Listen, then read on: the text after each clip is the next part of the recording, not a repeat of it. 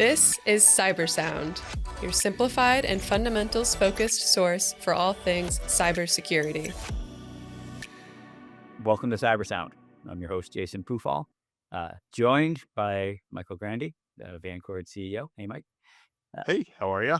And Patrick Wallenhorst, member, kind of a newish member, actually, of our virtual information security office team. Pat, thanks for joining. Sure. Happy to be here. So it can't be but two-ish weeks ago, you did a webinar where we discussed the essentially the geopolitical landscape and really how kind of unrest in some of these events actually inform some of our thinking on it from a defensive standpoint, but also how they shape cybersecurity attacks sort of globally. And really, I thought it was a really germane topic, of course, given everything that's going on, and it felt really relevant to bring it up here again. We'll probably reference at the end a link to the webinar if people want to look at that, and I think likely even put the presentation available. But I wanted to keep it a little bit more conversational than sort of that formal and traditional webinar format. So maybe, Pat, if you can just spend a second on your background, like what makes you somebody who can speak to this topic, and then we'll kind of jump in. Sure. So Patrick Wallenhorst, relatively new to the Vancord team. I spent my early career as an Army officer, started in the infantry side of the house in the combat arms, eventually moved it over to intelligence, and I was very fortunate to be able to go to the Army counterintelligence school. Became a badge and credentialed agent and got to work counterintelligence operations for a few years, working national security investigations and counterintelligence in the Army. They work the insider threat for the Army, so individuals coming into the military with the sole purpose of stealing secrets, and then kind of at broad, in intelligence versus intelligence. You've probably seen movies and things about how the U.S. intelligence works and how we collect things, so you can assume our adversaries are doing the same things, and it was our goal to prevent and counteract those things. With that, following my military career, moved into cybersecurity. Got my start kind of translating my intelligence experience into threat intelligence and really focusing on the dark web and kind of how the dark web threat actors operate, how they're organized, and that has propelled me into the greater cybersecurity world as a whole. So that's a quick look at my background and where we are today. I was heavily involved in monitoring threat intelligence at the onset of the Ukraine conflict, and seen a lot of similarities of kind of how that conflict geopolitically spilled into the cyber realm and how that looks with the current conflict in Iran as well. Yeah. So you brought it up. I'm gonna ask because you said similar to what you see in the movies. What I think of the movies, right? I think of if you're in intelligence, the room's pretty dark. There's probably 100 monitors, all with black screens and green letters. Is that the environment you lived in, or was it a little bit more drab than that? A little more dread, depends where you are. But yeah, it's a lot of rooms with no windows, Yeah. working in classified areas, but also not as exciting. I hate to break it to everyone as the movies. Yeah. I Maybe a mean, little more every slow movie moving. makes it look real glorious. So Yeah. yeah. No, that one of the things at the schoolhouse they tell you is you will not become a JB at the finish of the school, and everyone's like, "What's a JB?" It's your Jason Bournes, your James Bonds. So they make Well, sure we all know that. That's funny. yeah, I wasn't sure if there was a Jack Ryan reference somewhere, Yeah, but I Yeah, mean actually, that's I guess another one. Yeah. he may have been Navy. I'm not sure, but yeah, I get it. but they have they can have a successful counterattack in 15 seconds every time. You That's can't beat right. it. Yeah. Yeah, every time. So do you mind maybe starting? Let's talk a little bit about Operation Epic Fury. Kind of how things started, where you think things sit today, and what some of the risks might be coming out of that. Sure. Yeah. So I think, as everyone knows, late February, the United States launched a kinetic attack into Iran, took out their leadership pretty effectively and quickly. And really within hours, the cyber aspect of the conflict kicked off. Telegram, which is a very popular platform for threat actors to use, uh, saw a lot of flurry of activity and organization too. And you saw that from hacktivist really, which, is a term that I became popularized during the Ukraine conflict. Not sure if it started there or not. And that's really where people with the skills to conduct cyber activity organize together in terms of completing an ideological goal. In this case, fighting against Western nations and primarily Israel, launching DDoS attacks and things. Um, and then, as the weeks kind of went on, you saw criminal organizations kind of get into the fight, leveraging social engineering attacks that are, surrounding the conflict as a launch point for maybe a ransomware or a financial opportunity of a data breach or something. Um, and then, the waters get muddy pretty quick between who's supporting these threat actors. Having a hacktivist group that can leverage cyber attacks on Western nations is kind of like the greatest cover ever for an intelligence operation. It gives you deniability immediately to be like, well, yeah, those are criminal actors. We have nothing to do with it. But, they're attacking U.S. critical infrastructure and providing intelligence back. So, yes, hacktivism is a real thing. Is it state backed? Probably. But the attribution of that is very difficult. But immediately the attention amplifies with kinetic war in the cyber realm. It overlaps a lot, really. Patrick, you mentioned sort of the DDoS attacks that were prevalent following that. Are there any sort of focused infrastructure targets or any particular targets that some of these groups pursue first, or is there an order of operations that there's a consistency to? Sure. So I think the criminal organizations are pretty opportunistic. They're looking for the quick financial gain. Um, there's also on the criminal side too. There's been a historical view of they want to hit the big finance, but they don't want to disrupt too much and bring too much heat on them. If you saw or remember the Colonial Pipeline attack, that gained so much traction with federal government and FBI going after these threat actors that they kind of walked it back and actually gave back some money. If you look into kind of how that played out, so there is an honor code, if you will, albeit a twisted one. But in terms of, I would guess that the Iranian government has a list of critical infrastructure and things that they are aware that they can target, and then becomes like an escalation of force. I mean, they know if they attack our power grid, we're going to respond with that. And one thing the United States is really good at is our offensive cyber capabilities. Obviously, we can't dive too deep into it because I don't even know the full extent of them, but both in Iran and in the Venezuela attack that we saw, the internet in those countries both went out. And that was not due to a kinetic strike or a missile hitting critical infrastructure.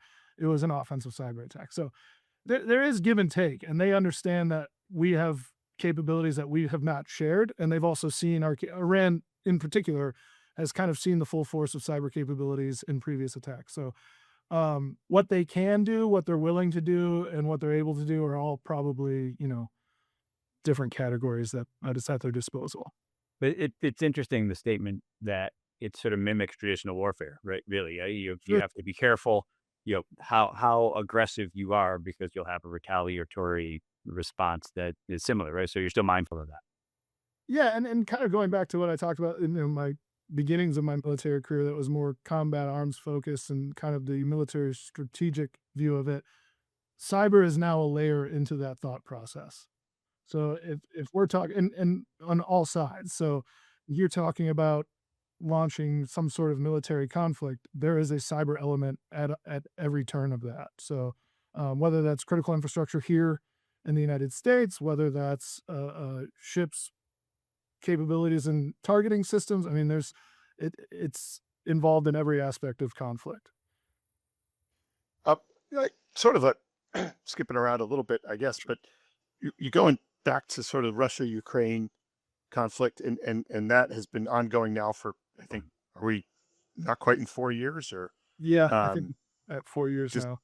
and so are there sort of ebbs and flows of how sort of one nation state's ire could be focused at different times and based on sort of, you know, maybe allies that are assisting in one areas or providing weapons, and then we see an increase in attacks against different infrastructure or business. And then I guess the second half of this, and this is probably a much longer answer, but is, what how does that impact sort of small organization, middle market businesses, maybe not large enterprise with huge notoriety, and what are the things that we should be looking out for?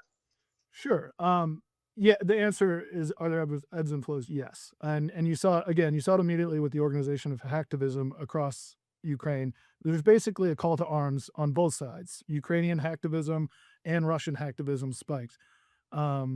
And quite literally, when I'm talking about these Telegram channels, they are recruiting on these to bring in more threat actors or cyber actors, however you want to label them. And then I think that just kind of escalates.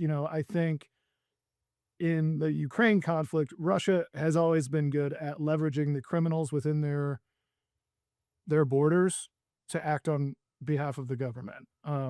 When you talk about other state actors like China, they don't really need to do that because they have such a robust military cyber force that they don't need to leverage any sort of criminals, and their control on the internet within China is so much more restrictive than Russia. So yeah, you do see that scale. And then from a criminal standpoint, you see that being broadly influenced as well. I think in the webinar we talked about on these dark web forums, which are, breeding grounds of criminal activity that also are educational for hacktivists. So someone that, or a threat actor, someone that starts off with, maybe knowing how to do a really minor build a malware and doesn't really know how to deploy it, they get onto these forums and within a year they're, they've leveled up their skill set. Well, you also see the criminal organizations leveraging different types of things. So at the onset of the Ukraine conflict, Russia was losing soldiers at a rapid rate, and they didn't have the support from their populace to continue bringing in soldiers. People didn't want to join the military, so they started drafting folks. Well, almost immediately, criminal organizations started providing fake documentation so military age men could get out of the country, or say they're Polish or whatever, and cross borders and things. So they really leverage it at every aspect. And then in terms of the second question, and this is a very important point, and this was kind of the driving force behind the webinar, is when these geopolitical events kind of skyrocket and you start getting FBI warnings saying there's a heightened state of focus right now and we need to be aware. It's true, and we do need to be aware, but also you need to remain level-headed, and really it doesn't matter where the threat's coming from, right? If it's an Iranian hacktivist or a Russian cyber criminal or just a group in some other part of the globe that's very effective at what they're doing, it doesn't change how you defend yourself. So really understanding what threats are out there. Now, if they're bringing in new novel ways to deploy malware, then of course, yeah, you need to pay attention to that, but it shouldn't change your defense posture. Really, you should be trying to maintain a baseline no matter what. And that's really the point to drive home in all this. It's very alarming. It's nerve-wracking. It's a constant news story, and it's something to pay attention to, but not panic about. Do you mind spending just a minute or two on, sort of the scale of this? What countries are most active? What are we seeing as a ramp up? It's probably helpful to give people a sense of, well, what is the threat? Yeah, I think the statistics we have in the presentation of the webinar showed within, I think the first month, there was approximately 1,000 hacktivist claims of some sort of cyber activity. And I think if you were to just ask the everyday person who is being attacked, you would say the US. But in reality, the US is very low in terms of the countries being attacked. It all stays very regional for several reasons, right? If you can launch a DDoS attack at Israel, who has really, really great military capabilities, if you can shift their focus from their military to focus on their critical infrastructure, you may be helping, military units within Iran have more freedom of maneuver or whatever it may be. So they're really regionalized attacks. I'm not saying there haven't been attacks on Western companies. We all saw the Stryker attack. Iran came out and said they, hacked Kash Patel's email, the director of the FBI's email and personal phone. So there's definitely targeted attacks, but I don't know as of today what the numbers are, but I can say that the United States is probably in like the 3% of claimed attacks going on around this conflict specifically in Iran. That being said, one single attack could be devastating, Sure. but the focus is really on Israel right now in terms of what Iran's targeting, and then any supporting countries around that region. So I think, maybe as we kind of come up against time here a little bit, the big question I have, which you didn't have the luxury of answering during the webinar, is how does the ceasefire impact things? Like, are we seeing the things in any way as a result of that, or from a computer, electronic standpoint, are we still seeing the same level of activity? I would say no. I would say anything that's state sponsored has been tempered at this time. That being said, if there's any sort of reconnaissance going on, I think that's kind of always happening from multiple nations too. If you look back at the previous FBI director, it was kind of his mission to go out and talk about the Chinese threat and how we've seen them several times kind of infiltrate our critical infrastructure and not do anything. But it's also kind of a show of force to say, like, hey, look at what we could do and look at how easy it is for us to get into these different places. So I would, I can't say for certain, but I would not be surprised at all if Iran is doing those same things.